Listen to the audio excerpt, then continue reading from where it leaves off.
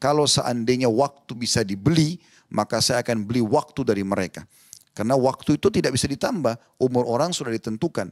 Kalau seandainya ada orang sengaja menyanyikan waktunya dan dia bisa jual, maka para salafus saleh ingin membeli waktu mereka itu agar bisa menambah umurnya dan bisa dipakai untuk beramal saleh. Allahu Rabbi wal Islam dini wa Muhammadan Rasulullah.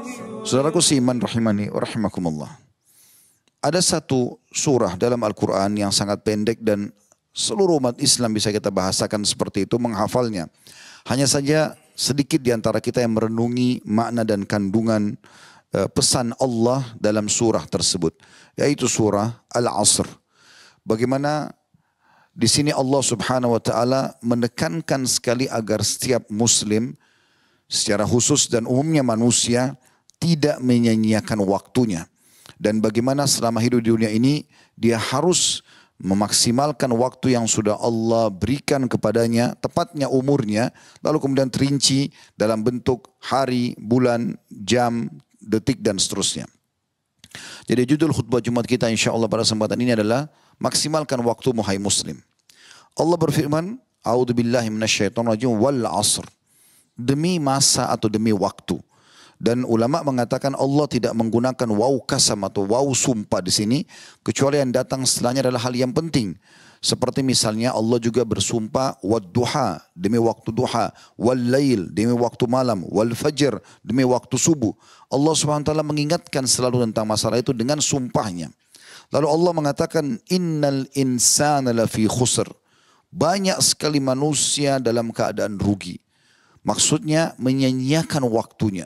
Mereka hanya menggunakan waktu itu pada hal-hal yang minimal mubah dan terlalu berlebihan dalam mubah, apalagi dipakai dalam hal yang haram. Makanya Allah menekankan setelah itu illal ladzina amanu wa amilus shalihat, kecuali orang-orang yang menggunakan waktunya dalam beriman kepada Allah dan mengerjakan amal saleh. Ini yang tidak akan rugi dan akan kita rincikan pendapat para ulama berhubungan dengan masalah itu tentunya.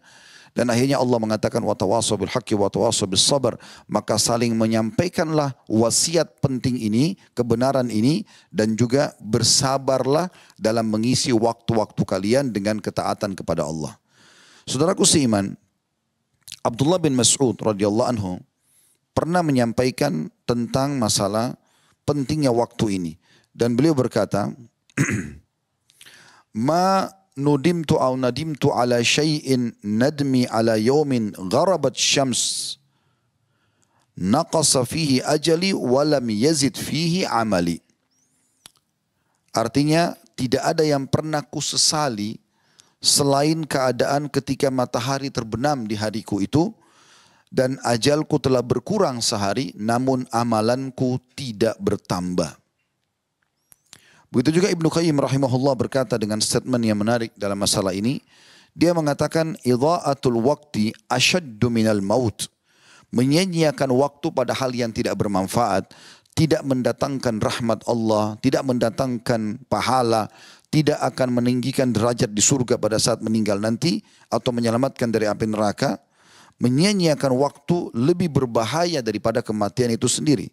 Lianna idha'atul waqti taqta'uka 'anillah, karena menyia-nyiakan waktu akan memutuskanmu dari Allah, wad-darul akhirah, dan juga 'anillahi wad-daril akhirah, dan juga negeri akhirat. Wal mautu yaqta'uka 'anid dunya wa ahlaha, sementara mati hanya memutuskanmu antara kau dengan dunia ini. Hasan Basri rahimahullah pernah menyampaikan statement yang juga menarik dalam masalah ini. Dia pernah berzikir sementara ngantar jenazah. Jadi dia berzikir subhanallah, alhamdulillah, wa la ilaha illallah, Allah akbar, antara dia dengan Allah subhanahu wa ta'ala. Tapi rupanya ada seorang anak muda di sebelahnya yang mendengar zikirnya dia. Lalu kemudian bertanya, wahai imam, kalau imam seperti kita sekarang kiai atau ustadz, wahai imam, kenapa anda berzikir sementara antar jenazah? Seakan-akan anak muda ini ingin tahu apakah itu ada dalilnya atau tidak. Maka Imam Hasan Basri mengatakan nasihatnya, dan ini diangkat dinukil oleh para ulama untuk menjadi pelajaran bagaimana beliau memaksimalkan waktunya. Maka dia mengatakan berzikirlah wahai anak muda, karena yang sedang kita antar sekarang sudah tidak bisa lagi berzikir. Oleh karena itu teman-teman sekalian, beliau juga pernah menjelaskan rahimahullah dalam statement yang lain, adraktu aqwaman kana ahaduhum ashahhu ala umrihi minhu ala dirhamihi. Aku menjumpai, kata Hasan Basri, kaum, maksudnya adalah para sahabat, karena beliau generasi tabi'in. Salah satu dari mereka lebih pelit terhadap umurnya daripada dirham atau hartanya. Dan juga bagaimana Nabi SAW memaksimalkan waktu dan memberikan contoh kepada para sahabat. Pernah satu waktu dalam hadits Bukhari dijelaskan, baginda Nabi SAW selesai salam mengimami sholat asar, kemudian tiba-tiba beliau berdiri dan melangkah dengan cepat sampai melewati pundak-pundak para sahabat. Dan saking cepatnya maka para sahabat pun kaget pada saat itu. Gak lama kemudian pada saat sahabat masih belum menyelesaikan zikirnya, Nabi SAW kembali lagi ke tempat beliau mengimami tadi di mihrab, kemudian beliau berzikir habis sholat. Setelah selesai zikir semuanya, para sahabat bertanya mengatakan, ya Rasulullah, ada apa tadi? Kami belum pernah lihat Anda bergerak secepat itu. Maka kata Nabi SAW, sesungguhnya sebelum sholat tadi aku sudah membungkus beberapa bungkusan kurma yang aku niat untuk sedekahkan dan aku lupa mengeksekusinya. Maka aku mengeksekusinya dulu kemudian aku kembali lagi. Saking pentingnya untuk segera mengisi waktu kita dengan amal saleh. Dinukil juga dari Ibnu Qayyim rahimahullah, beliau berkata, wa nafsuka in ashgaltaha bil haqqi wa illa ashgalathu atau ashgalatka bil batil. Jika dirimu tidak kau sibukkan dengan hal-hal yang baik, maka pasti akan disibukkan dengan hal-hal yang batil. Makanya Nabi SAW ingatkan saudaraku seiman dalam sabda beliau yang masyhur dalam hadis Bukhari juga, ni'matani magbunun fihima kathirun minan nas, as-sihhatu wal faraq. Ada dua kenikmatan yang banyak manusia tertipu, yaitu nikmat sehat dan waktu senggang. Jadi pada saat kita punya waktu senggang harusnya diisi dengan amal soleh. Minimal dengan amal-amal sunnah kalau wajib sudah terpenuhi. Dan kita temukan dalam kisah-kisah para salafus saleh, mereka tidak pernah menyia-nyiakan waktu mereka. Jadi kalau ada waktu kosong, maka selalu berpikir, kira-kira saya isi dengan amal soleh apa lagi? Amal soleh apa lagi? Ulama juga menyebutkan bahwasanya ada beberapa kiat untuk bisa mengisi waktu dengan baik. Yang pertama, tentu bagaimana seseorang memiliki ilmu. Dia belajar agar dia faham adanya kehidupan akhirat dan dia yakini masalah itu, sehingga akhirnya dia selalu mengisi waktunya dari pahala ke pahala apalagi, dari membantu orang ke membantu orang yang lain apalagi, dari zikir dan doa ke zikir dan doa yang lain lagi dan seterusnya. Maka dia akan sibukkan dengan itu karena dia punya ilmunya. Seseorang yang menyanyikan waktu karena tidak punya ilmu dan dia menganggap itu adalah hal yang biasa saja.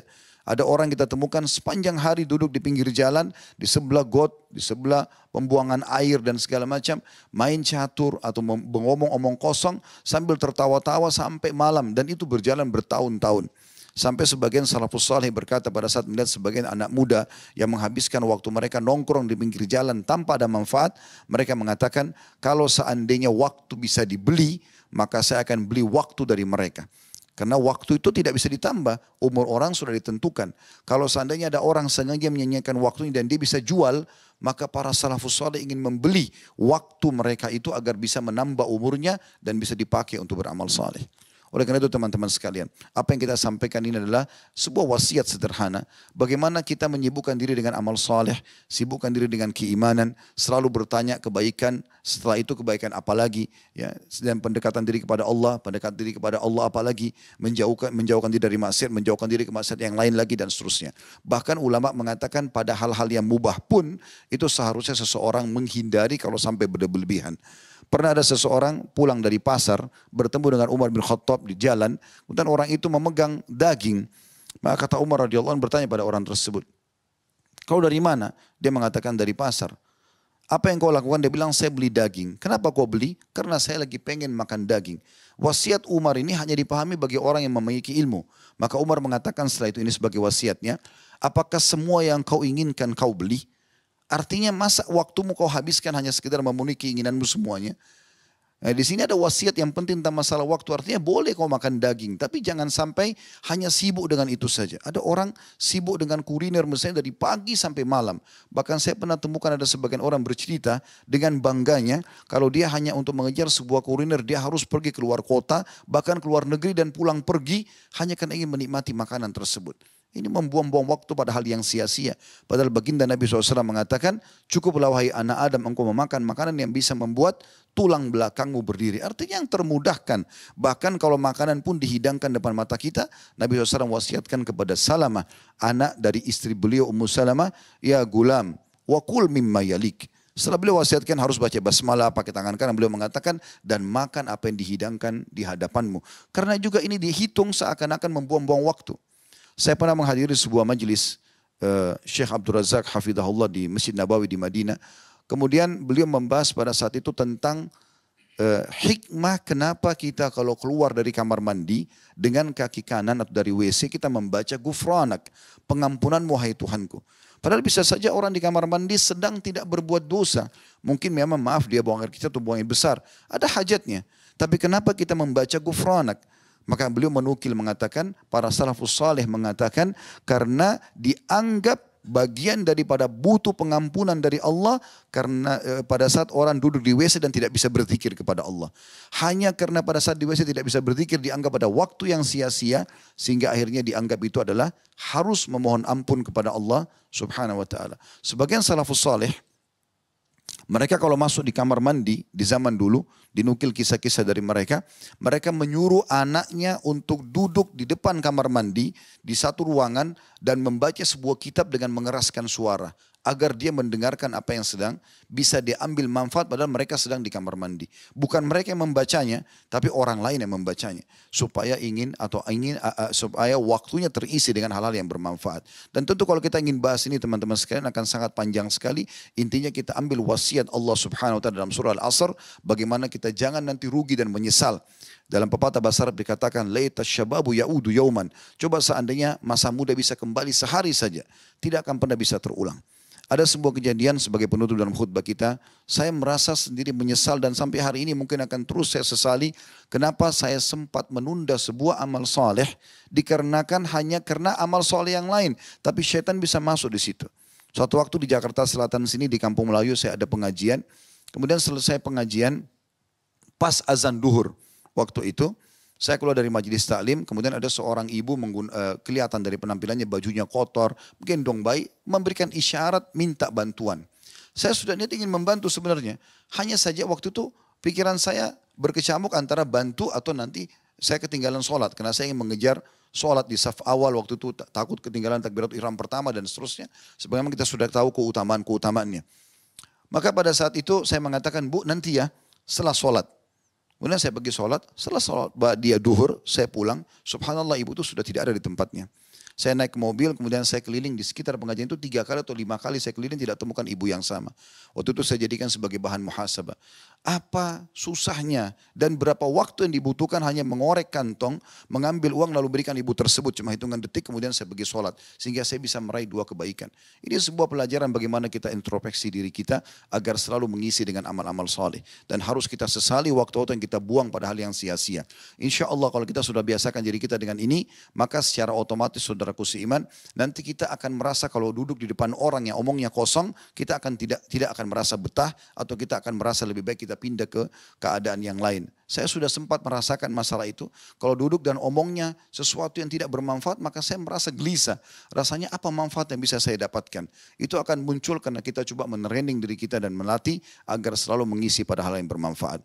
Aku qauli hadza, saya sudah mengucapkan perkataan saya ini. Wa astaghfirullah li wa lakum, dan saya memohon ampun kepada Allah, beristighfar dan mengajak jemaah istighfar kepada Allah. Fastaghfiruhu innahu wal ghafurur rahim. Beristighfarlah kepadanya karena dia maha pengampun juga maha pengasih. Alhamdulillah wassalatu wassalamu ala rasulillah. Segala puji dan puja kehadirat Allah Subhanahu wa taala, juga salawat dan taslim kepada Nabi besar Muhammad sallallahu alaihi wasallam.